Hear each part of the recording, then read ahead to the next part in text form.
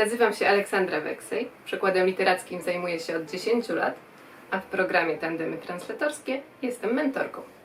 Razem z Karolem Budą przetłumaczyłam z języka francuskiego książkę Davida Fenkinosa Numéro 2, która po polsku nosi tytuł numer 2. Książka opowiada o losach chłopca, który znalazł się w finale castingu do roli Harry'ego Pottera, ale nie został wybrany. Jest to więc opowieść o porażce, czy też o tym, co sami uznajemy za własną porażkę, o tym, jak ją przeżywamy i o różnych sposobach radzenia sobie z nią.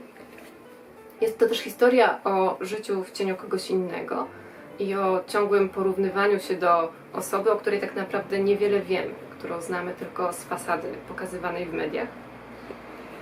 Zresztą pod koniec powieści jedna z bohaterek mówi, że to typowe dla naszej epoki, że pod wpływem mediów społecznościowych wszyscy w jakiś sposób porównujemy się do idealnego obrazu życia innych, że żyjemy w czasach dyktatury szczęścia innych.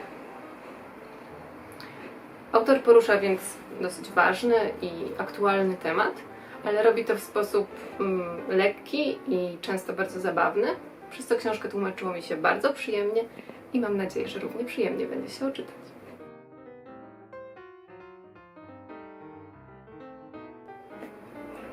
Lubię tłumaczyć książki, po które sama sięgnęłabym jako czytelniczka, a więc takie, które poruszają ciekawy dla mnie temat, a przy tym są nieoczywiste pod względem językowym.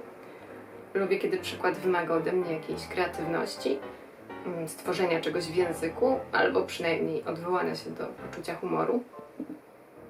Uwielbiam też książki z wątkami roślinnymi, więc jeśli już mówimy o marzeniach, to marzę, żeby przetłumaczyć kiedyś powieść, której głównymi bohaterkami byłyby właśnie rośliny.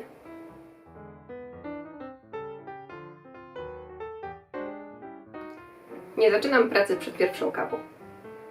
Poza tym nie mam żadnych rytuałów związanych z tłumaczeniem, a wręcz przeciwnie, lubię zmienność, różnorodność, zarówno pod względem tego, co tłumaczę, jak i otoczenia, w którym mogę to robić.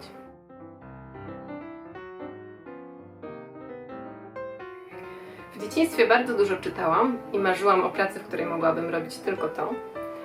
Później splot różnych wydarzeń życiowych sprawił, że poszłam ścieżką studiów językowych, a ponieważ nie zainteresowało mnie ani nauczanie języków, ani przekład czegokolwiek poza literaturą, dążyłam do tego, żeby zająć się tłumaczeniem książek. W końcu się udało. Teraz moja praca polega głównie na czytaniu.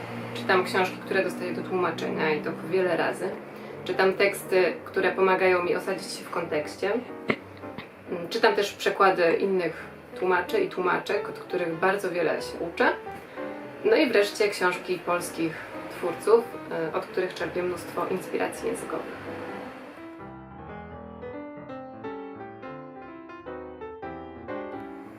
Uważam, że nie ma tłumacza idealnego, ani też idealnej tłumaczki. Każdy z nas jest jedyny w swoim rodzaju, ma własną, unikalną wrażliwość i myślę, że właśnie w tym tkwi nasza siła.